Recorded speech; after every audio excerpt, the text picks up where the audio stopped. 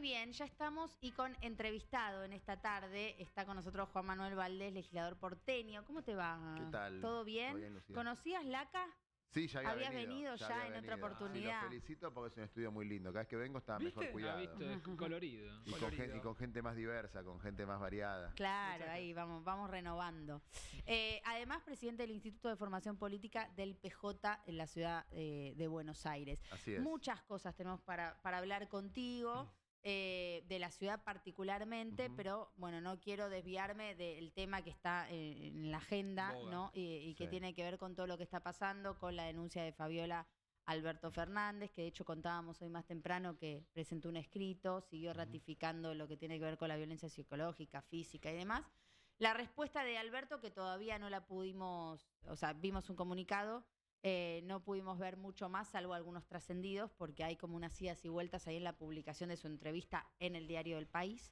Pero bueno, como parte también del PJ de Cava, ¿qué análisis o por lo menos qué reflexión haces después de tanta información? Hay como una sobreinformación de todo esto. Bueno, primero que no hay nada más grave que la acusación que se está evaluando en estos tiempos, que estoy azorado, en shock, porque quiero saber la verdad. Por supuesto que siempre lo que corresponde es darle todas las garantías y la credibilidad a quien denuncia, a la denunciante. Y me parece que nos merecemos como sociedad que esto se aclare rápido, pronto y de una manera transparente y efectiva. Yo no solamente por lo que significa este hecho en sí mismo, sino por la trascendencia pública que tiene que esto suceda en el ámbito de la presidencia de la Nación y de lo que fue hasta hace poco la presidencia de nuestro partido. ¿Y qué impacto analizás que tiene? Porque los titulares y todo se habla como de la crisis del peronismo, que esto implica una crisis enorme y cómo la evaluás o cómo pensás una posible reconstrucción también. Yo pienso que esto profundiza, pero no es nuevo. La crisis del peronismo es algo que es evidente. Digamos, ganó Milei, ganó una persona que representa los valores antitéticos a nosotros, y eso implica que la sociedad hace rato que siente que de parte nuestra no hay una representación acorde a las necesidades y aspiraciones que tiene. De todas maneras, creo que esto nos pone, por lo menos mi generación y con todos los compañeros y compañeras que vengo hablando, porque imagínate que nadie se siente más dolido, más dañado por estas cosas que la militancia. Seguro. Que la militancia política, porque hacer las cosas, meterse en la política y comprometerse es un sacrificio personal muy grande. Debería tenerse en cuenta eso, porque hoy en estos tiempos pareciera que uno lo hace en función de algún beneficio personal o económico. Yo veo todo lo contrario, veo gente con una carrera académica, con una formación, que si trabajara en el sector privado ganaría muchísimo más y tendría muchísimo menos conflictos que los que uno se gana estando en la esfera pública. De hecho, cuando hablas de la militancia, me hiciste acordar a un tuit de Ofelia Fernández en el que salía a pedir perdón, ¿no? Decía, por confiar en esta persona o hacer que nos sumemos, ¿no? Que desde ya, lo que decíamos al principio del programa, esto pasa lamentablemente en la sociedad argentina, digamos, y uno puede no conocer a fondo cuestiones que pasan en el interior, en este caso de la Quinta de Olivos, o previo, porque pasaban algunas cosas previas según la denuncia de Fabiola. Y ella salió a pedir perdón por la militancia. Me parece válida su actitud, me parece valiosa, pero a mí me nace otra cosa. A mí me nace prometerle al pueblo argentino, prometerle a mi generación que vamos a trabajar a diestra y siniestra por la renovación que merece nuestra propuesta política, por renovar la dirigencia, por renovar la propuesta y por construir una alternativa para que la Argentina tenga salida y tenga una movilidad social ascendente, y el ejercicio de la política sea un ejercicio de ejemplar. ¿Y por dónde tendría que empezar esa renovación? ¿Cómo tendría que empezar? Por un compromiso ético asumido colectivamente, por una forma de entender la política, por mecanismos de selección, de competencia interna, donde no esté desterrado cualquier posibilidad de llegar a dedo a los lugares, sino que hay que convalidar con la sociedad los lugares que uno construye electoralmente, porque exista realmente una propuesta de diagnóstico hacia el futuro, por no quedarnos enraizados en la nostalgia de algo que yo, por supuesto, que añoro vivir en un país donde el mayor conflicto social haya sido el impuesto a las ganancias, como que teníamos en 2015. En 2015 los trabajadores y trabajadoras marchaban para no pagar el impuesto a las ganancias. Estamos discutiendo el hambre en la Argentina, ¿no? Y estamos discutiendo la infantilización de la pobreza, la feminización de la pobreza, que no alcanza la plata para llegar a fin de mes. Estamos discutiendo regalarle nuestros recursos y nuestras riquezas naturales a quien quiera venir a la Argentina.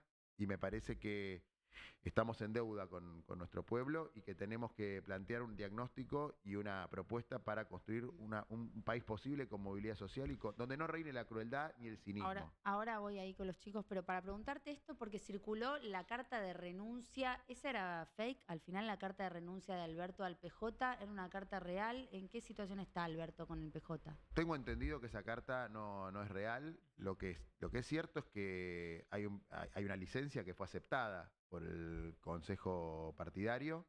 Se le aceptó un pedido de licencia que se hizo ya hace varios meses. Entonces, en la práctica, Alberto Fernández no es el presidente del PJ porque está en uso de licencia. Okay. Licencia eterna, ¿no? Me imagino. No solo eso, sino que hay fecha de elecciones para octubre, para el 27, para el 17 de noviembre. Sí. Para el 17 de noviembre de este año hay fecha de elecciones puesta para el partido, así que ahí tendremos una nueva conducción. ¿Qué se hace de acá a noviembre? Y me imagino que preparar las condiciones para que lo de noviembre sea algo realmente efectivo en cuanto a renovar no solo la dirigencia, sino los mecanismos internos de debate y de promoción de propuestas de cara al año que viene. Porque el gran compromiso es que el año que viene podamos construir un frente donde estemos todos y todas quienes creamos que se puede construir un proyecto alternativo al del gobierno de Javier Milei. Esa es la única tarea que tiene que tener el Partido Justicialista, que este proceso no destruya el Estado argentino y construir una propuesta ejemplar, digo ejemplar porque digo ética, superior a la que hoy tenemos y a la que hemos ofrecido anteriormente. Te llevo más cómodamente, ¿no? A tu área de expertise en la ciudad de Buenos Aires. Él es el bueno de la mesa. Claro, después te va a tocar a mí. Policía bueno. Mi consulta, viste que siempre se dice, más que nada en redes, che, la ciudad es así, pero tiene un presupuesto gigante. ¿Qué le falta, según tu visión, a la ciudad para que sea, dicen, más competitiva con el resto de las ciudades del mundo?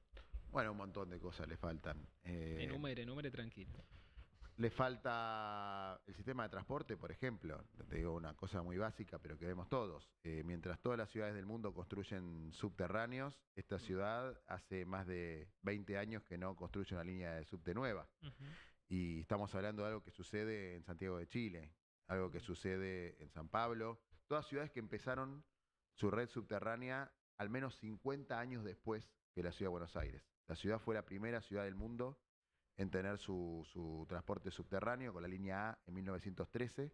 Fue de las primeras 4 ciudades del mundo que tuvo su transporte subterráneo y hoy estamos rezagados.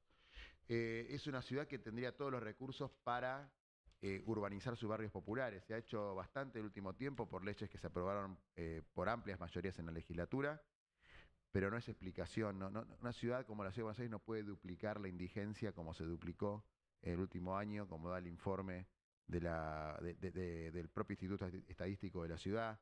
No podemos tener la cantidad de inquilinos que no llegan a fin de mes como tiene esta ciudad. Más del 60% de la ciudad alquila y alquila en condiciones absolutamente desiguales e injustas.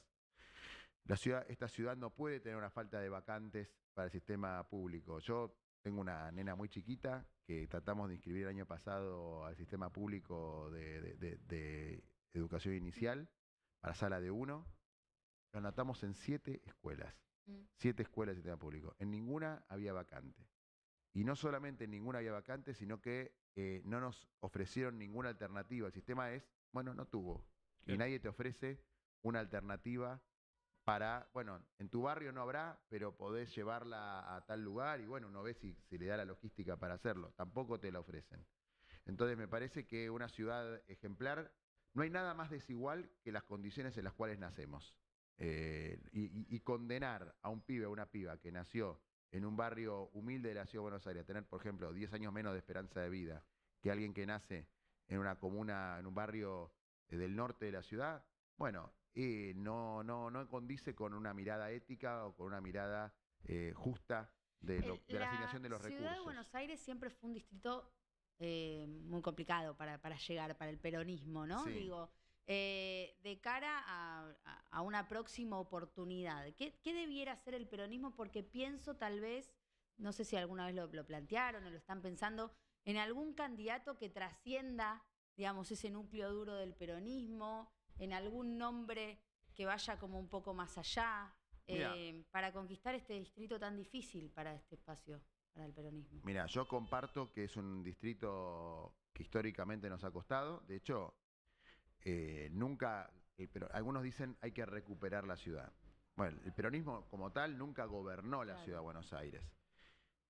Yo creo que la única vez que tuvimos intendentes que eran del Partido Justicialista era cuando el presidente designaba al intendente, que era una especie de virrey, ¿no? O sea, no lo votaba la sociedad.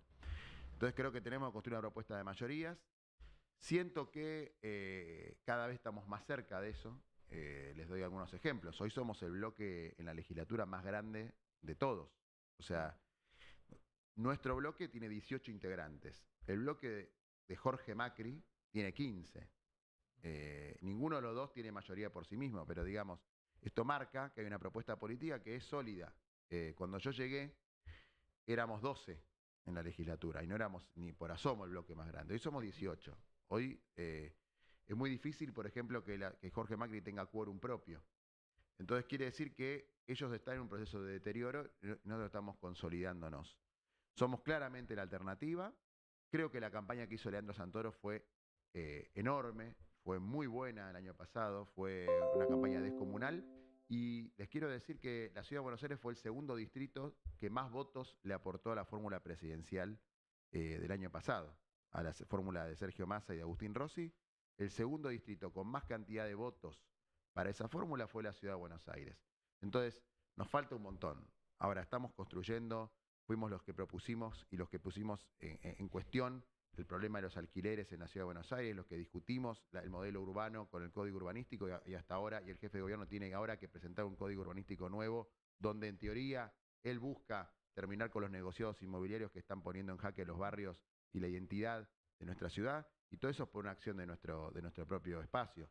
Nosotros fuimos los que denunciamos la atrocidad del curro de las grúas de la Ciudad de Buenos Aires y por eso dio de baja la adjudicación, el contrato corrupto que había de las grúas. Quiero decir, todos los días nos ocupamos y trabajamos para que haya una ciudad más justa, nos toque ahora desde la oposición o nos toque, como estoy convencido que en 2027 va a haber un jefe de gobierno que va a gobernar junto al peronismo de la Ciudad de Buenos Aires, que va a ser empujado del peronismo de la Ciudad de Buenos Aires. ¿Cómo se sigue adelante después de cimbronazos como lo de Alberto, lo de Insaurralde del año pasado, trabajando en el mismo partido?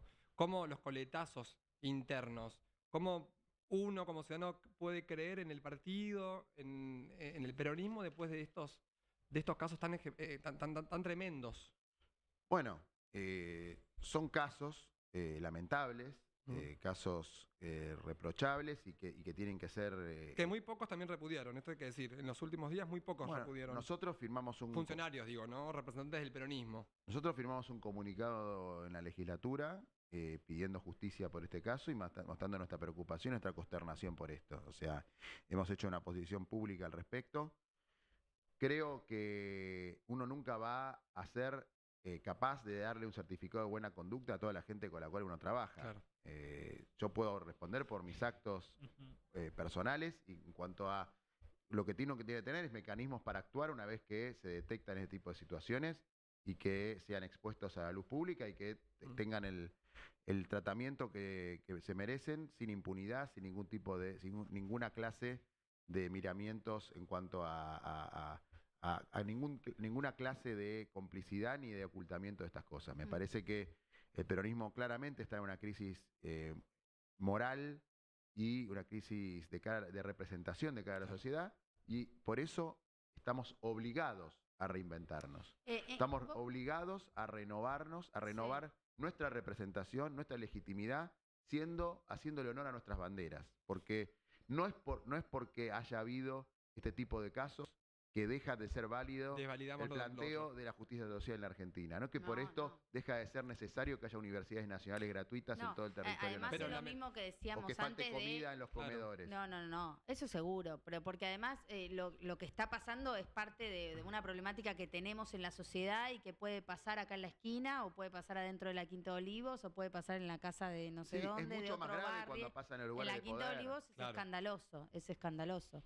Pero quiero ir a esto de cómo reinventar el peronismo, porque me quedo a veces como con pocos detalles en este sentido, digamos. Renovar como cambiando generaciones, pensando qué nombres, todo eso me imagino que se está trabajando, pero ¿qué se puede adelantar? Yo creo que ¿Vos tendrías un top un top 3 de nombres en los que querrías que tendría que encabezar? Si te hago un top 3 soy injusto porque dejo afuera a mucha gente, pero está claro que, por ejemplo, lo que está haciendo el gobernador Axel Kicillof en la provincia de Buenos Aires es un orgullo. Es un orgullo bancarse la provincia en un momento tan duro de la Argentina. Que te saboteen algo como le sabotearon con el Rigi famoso, con sacarle una inversión tan importante como la posibilidad de una planta de licuefacción. Ustedes saben lo que es poder entregarle el gas de vaca muerta al mundo, que salga del puerto de tu provincia, con la postergación que tiene la provincia de Buenos Aires en materia de llegada de recursos de la coparticipación que históricamente le es relegada, que es el principal, la provincia que más impuestos aporta y la que menos recursos recibe. Bueno, y a pesar de eso se la está bancando, y se la está bancando con una ética intachable. Es una persona... Vos decís que eso fue un tema político, lo de la inversión. Pero que sin se lo lugar a sacó dudas, Milei. no me cabe ninguna duda. YPF tenía todo ya armado con Petronas, con la empresa Malaya, para que esto estuviera en Bahía Blanca. Y se lo hizo para castigarlo. Y entonces la verdad que cuando vos tenés la provincia socialmente más comprometida, y sos el enemigo público número 1 de este gobierno nefasto que tenemos hoy que enfrentar, y bueno, vale doble que vos estés ahí en esa silla eléctrica. La verdad que me saco el sombrero. De esta manera también tengo que felicitar a gente como Martín Yarlora, independientemente de que yo no piense como él en muchas cosas, que hay cosas que en el Congreso se han votado. La verdad que el peronismo viene gobernando hace muchos años esa provincia y que es una gestión muy bien valorada. Y me parece que tenemos que reconciliar al peronismo con la matriz productiva y con el núcleo productivo de la Argentina. No hay una posibilidad de salida del conurbano bonaerense enemistado con el núcleo de la zona del corazón productivo de la Argentina, que es Córdoba, que es Santa Fe. Entonces me parece que son ejemplos que estoy dando. Yo creo que lo que podemos construir acá en la Ciudad de Buenos Aires, de la mano de Leandro Santoro, de Matías Lamens, lo venimos haciendo consistentemente y creo que vamos a llegar a ser una alternativa de poder, que lo estamos siendo. ¿Qué rol ocupa Cristina? Bueno, Cristina es una referencia ineludible, es la política más importante de los últimos 50 años de la Argentina, no estoy diciendo nada novedoso. Creo que ella eligió no ocupar cargos públicos en esta etapa y me parece que es saludable, que está bien y que cada vez que formula alguna opinión es materia de análisis para todos, es ineludible.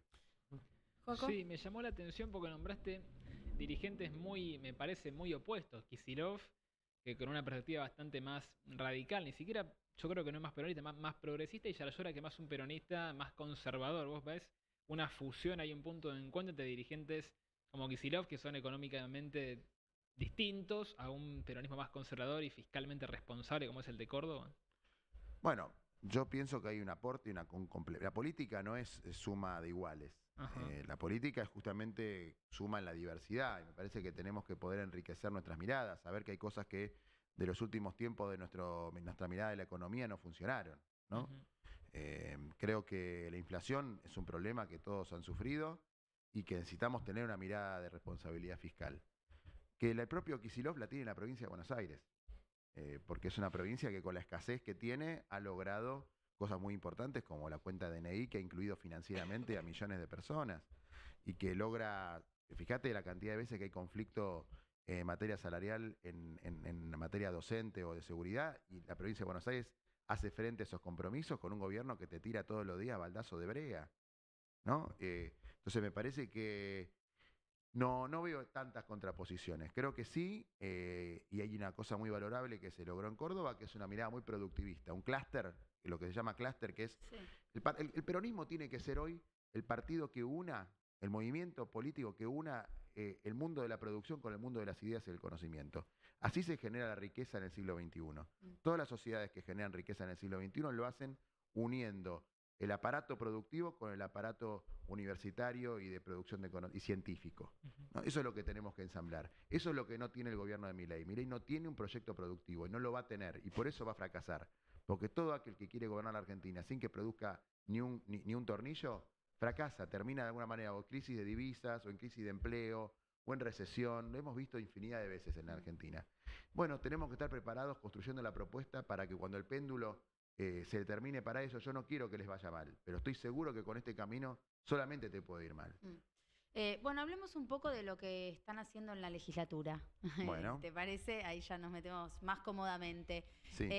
Deudores alimentarios, por ejemplo. Sí, bueno, venimos avanzando muy bien. Es un tema de justicia social, es un tema de género, pero un tema práctico, ¿no? Muy práctico.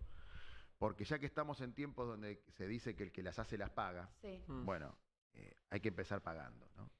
Y tener un hijo, una Literal. hija, es una responsabilidad también económica.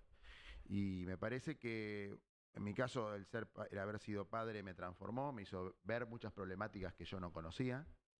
Pero más allá de mi situación personal y de cómo yo llegué a esta preocupación, lo importante es lo que se despertó en la sociedad. Yo vi un nivel de repercusión que no había en otros casos. Y estamos haciendo algo muy de sentido común. Hay muchos proyectos que están discutiéndose en conjunto, hay un trabajo solidario donde desde el radicalismo hasta el PRO, la coalición cívica, el peronismo, estamos trabajando en el mismo texto, que probablemente este jueves logremos dictamen. Mi proyecto en particular es muy sencillo, que no se pueda acceder a eventos masivos si uno integra el registro de deudores y deudoras. Digo, porque a veces Sí. quieren corrernos. Los que hablan del universal masculino, que dicen, no, yo digo presidente, aunque Sí. haya una mujer, ahora me dicen, ¿por qué hablas de deudores alimentarios? Bueno, cuando les conviene a ellos, el masculino es inclusivo, cuando no, no. Pero lo cierto es que el 90% de los hogares mantenidos por una sola persona están mantenidos por una mujer. Sí. Y por ese motivo, la pobreza en mujeres es más alta que la pobreza en varones. Y por ese motivo, la pobreza infantil es más alta que el promedio. Porque tenemos infancias, tenemos niños y niñas que están siendo abandonados y abandonadas por sus padres, mayoritariamente por sus padres, porque 3 de cada 4 mujeres que están separadas no reciben la cuota alimentaria que les corresponde.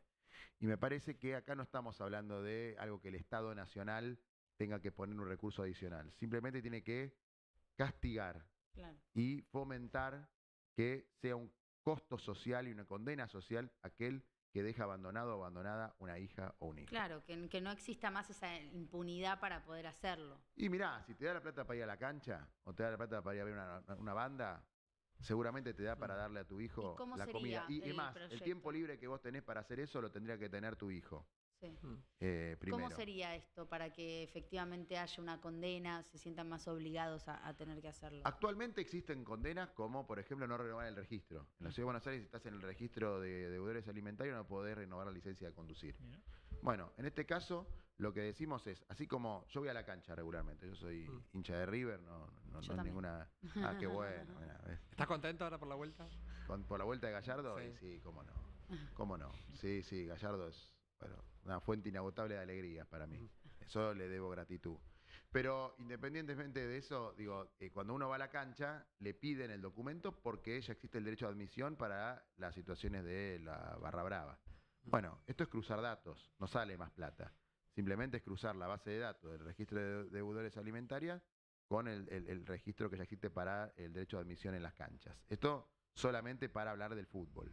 Pero si agregamos a esto los espectáculos masivos, de más de 5.000, no estamos hablando que la salita de teatro de la esquina va a tener que salir a comprar escáneres. Sí. Estamos hablando de que los espectáculos de más de 5.000 espectadores, además de pedirte el QR, porque hoy la mayoría de las entradas son con QR, le Que tengan, hagan lo mismo que en la cancha, digamos. claro, te saquen con el celular una foto de tu DNI y si ese DNI está dentro del registro no pasás. Claro. No estamos pidiendo, no es nada complicado, no sale un peso, no tiene ningún costo fiscal, solamente nos hace una sociedad un poquito más justa. Y hoy por la denuncia de algunas mujeres, o sea, existe ese registro de deudores alimentarios que solamente tienen este tema de no poder acceder al registro de conducir.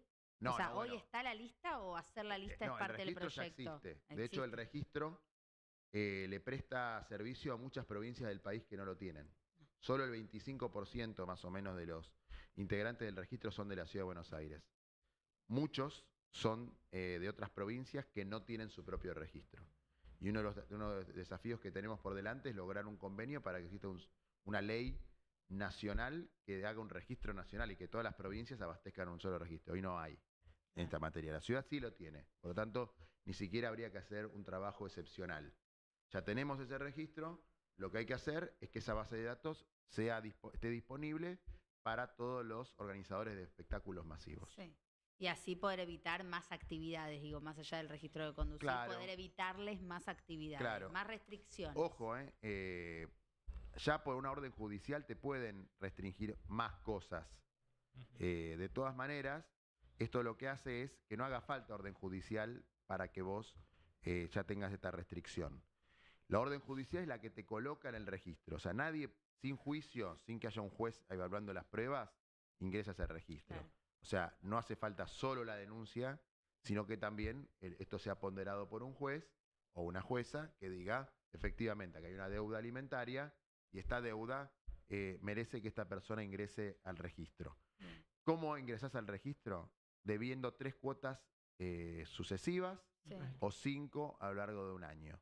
También varios proyectos que estamos analizando en este momento son para acortar los plazos en los cuales el juez tiene que intervenir y que la cuota llegue antes, porque el promedio de demora de una cuota cuando se judicializa un deudor es de 18 meses de demora. La verdad que en la vida de un pibe, de una piba, 18 meses es un montón. Tenemos que trabajar denodadamente para que el plazo sea inmediato y que ya esté embargado a alguien que le debe más de 3 meses a su hijo o su hija. Es inadmisible. ¿Y en qué espacio se denegaría el acceso de la persona? De este caso del padre o de la madre. En este caso, en nuestro proyecto, espectáculos masivos. Okay. Todo lo que sea de más de 5.000 habitantes, 5.000 espectadores. Sí, esto es recitales, festivales, estadio de fútbol, grandes festivales de la ciudad de Buenos Aires. Sí. También pensemos en las ferias gastronómicas. Sí, claro. La verdad que exposiciones. Si tenés plata para eso, tendrías que tener para mantener a tu familia. Sí. No quiero dejar de tocar el tema de las grúas, que fue también noticia, vos justo lo mencionaste. Hace poco fue noticia y decían desde el gobierno de la ciudad que en parte la medida que habían tomado desde el sindicato de camioneros tenía que ver con una presión porque le habían sacado el negocio de las grúas. ¿Qué nos podés contar al respecto? Mira, el negocio de las grúas se les quitó no por iniciativa de Jorge Macri. El negocio de las grúas se le quitó a las empresas históricas porque la legislatura de la Ciudad de Buenos Aires conseguimos los 31 votos para dar de baja ese contrato. Y el jefe de gobierno de aquel entonces y su ministro de gobierno, Jorge Macri, el ministro de gobierno de Horacio Rodríguez Larreta, tomaron la decisión de rescindir el contrato de empresas que llamaban BRD y Dakota, que llevaban 21 años operando en la ilegalidad. Esto es, sin contrato, con prórrogas unilaterales del Poder Ejecutivo. Y pagando un canon de 55.000 pesos por mes al Estado y después quedándose con toda la recaudación de los autos. Este esquema delictivo, este negociado atroz, se terminó porque el Frente de Todos, o Unión por la Patria, o el peronismo, o quien te habla, como quieras llamarlo, juntamos los 31 votitos que hacía falta en la legislatura de la Ciudad de Buenos Aires. A partir de eso, se quiso armar Rodríguez Larreta una nueva licitación con nuevas empresas, pero que eran de los mismos dueños. O sea, era cambiar de fachada, pero que el interior sea el mismo. Por la presión social que hay con el tema, Jorge Macri llega y decide dar de baja esta licitación nueva que todavía no se había efectuado. Pero estamos en una pelea de bandas, ¿no? Acá estamos en una pelea donde el que gobierna quiere quedarse con cajas que, acordémonos, es el único espacio político que llama al distrito que gobierna una caja. Mirá la cantidad de notas que hay periodísticas donde dicen Jorge Macri se queda con la caja de la ciudad porque Rodríguez Larreta se la quería regalar a los radicales. Entonces, ¿cómo van a rifar la caja? Bueno, porque es efectivamente la caja con la cual hace 17 años que nutren un partido nacional, que es el PRO, que hoy está en crisis identitaria porque todos sus votos se los quedó Milei. Sí. Como no le quedaron votantes, quieren quedarse con la plata. Pero acá no hay ningún proyecto de transparentación de las grúas. Lo que están queriendo es, el sistema que ahora está estatizado, pasarlo a manos privadas de amigos de ellos. Es una pelea de, ¿se lo dejás a mis amigos o se lo quedan los tuyos? Pero nosotros estamos peleando por la estatización definitiva del servicio de grúas porque efectivamente es un servicio público. O sea, infringir la norma de tránsito es algo que atenta contra todos, no es un perjuicio para una empresa privada, es un perjuicio para toda la comunidad. Entonces, tiene que hacerlo el Estado con los criterios razonables de una ciudad que tiene, por ejemplo, un cuerpo de tránsito acorde. Vos sabés que el cuerpo de tránsito de la Ciudad de Buenos Aires son todos trabajadores precarizados, que están en la informalidad total, son 1.200. Ciudades como Madrid tienen un cuerpo de tránsito profesional de 6.000 integrantes. O sea, es muy malo. También tenemos un proyecto, por ejemplo, para suprimir el consumo de alcohol cuando uno conduce. Hay más de 17 provincias de la Argentina que ya prohibieron el consumo de alcohol al volante, el alcohol cero al volante. No lo quieren hacer. Entonces la ciudad se vuelve una ciudad caótica. La ciudad está sucia, la ciudad es un caos, la ciudad es un desorden, porque esta gente juega a los negocios y no juega a gobernar. ¿Vos lo extrañás a Larreta también, como dicen algunos? No, ¿Qué dicen, yo no extraño a mi ex? No, yo no lo no te extraño. pasa. Sí creo que sabía mucho más de la ciudad, que tenía un espíritu de trabajo bastante más importante que este. Siento que acá hay un gobierno que no sabe lo que gobierna. Vicente López no es la ciudad de Buenos Aires. Creo que hay un jefe de gobierno que desconoce de los temas de los que habla, que dice que va a haber una revolución educativa y no entendemos de qué habla, que dice que va a haber un plan para el sur y no sabemos lo que habla, que menciona el tema de las grúas porque quiere buscar una excusa de por qué la ciudad está tan sucia. Fíjate, todos vemos que la ciudad está inmunda, hasta a él le tocó patear una rata la otra vez que caminaba, bueno. Entonces, en medio de una conferencia en Retiro. Como no pueden tapar las ratas, buscan todos los días a quién echarle la culpa. Primero le echaron la culpa a la gente que revolvía la basura, o sea, los más pobres. Después a la gente que dormía en la calle, o sea, de nuevo, a los más pobres. Y hasta hubo un ministro de Seguridad que dijo no le den de comer a los que duermen en la calle. Un nivel de crueldad es porque quieren ser son la marca Pepsi de Javier Milei. Y la verdad es que la gente va a terminar eligiendo a los originales, no a ellos. Y la tercera culpa son todos estos avisos que estás viendo de sacar la basura de 7 a 21 horas. Ahora digo, si tenés un contenedor las 24 horas en la puerta de tu casa, ¿por qué tenés que sacar la basura en el horario que te dicen ellos? O sea, el problema lo tiene el usuario, el vecino, no que ellos no saben laburar. Si hasta diciembre no había problemas de recolección de basura, ¿cómo es que ahora de repente están todos? Es porque no saben lo que están haciendo, porque son improvisados, porque son vagos y porque gobiernan mal. Contundente. Juan Manuel, muchas gracias por haber venido. Y será hasta la próxima. Y para cerrar, ¿dónde vas a ver el miércoles el partido? La Copa Libertadores. ¿Ya tenés sede o no? ¿O en tu casa? Es tarde, ¿no? Como a las 9:30. Es medio tardongo. Si me invitan, bueno, acá si hay gente que quiere ver hinchas de River que me quieren invitar, lo vemos. Pero ahí por te ahora, sumás, llevas unas empanadas. Más de 3. Sí, algo llevo. Gracias. Chao, gracias a ustedes. Bueno, muy bien. Y nosotros